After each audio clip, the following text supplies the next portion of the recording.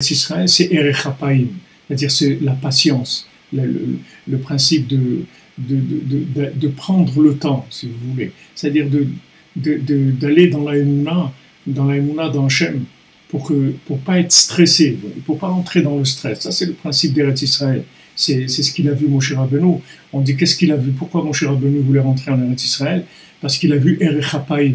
Il a vu cette patience-là, c'est-à-dire le fait que on prend le temps de vivre, on prend le temps de faire ce qu'on a à faire. On n'est pas stressé.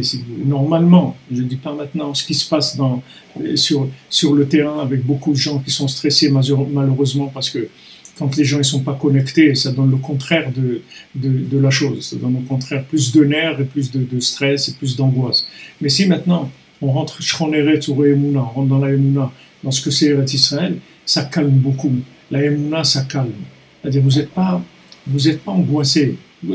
Ça calme, c'est tout. Tranquille. Vous savez qu'Hachem il est avec vous. Vous avez prié. Vous avez demandé ce que vous vouliez. Vous avez expliqué à Hachem la situation. Après, vous allez tranquille. Pas stressé. Parce que stressé, en fait, ça atrophie le mental.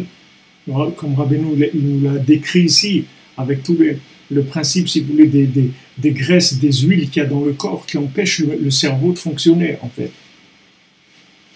Ces graisses, elles brûlent avec le stress. Et quand elles brûlent, elles se détruisent. Elles n'arrivent pas à alimenter le cerveau.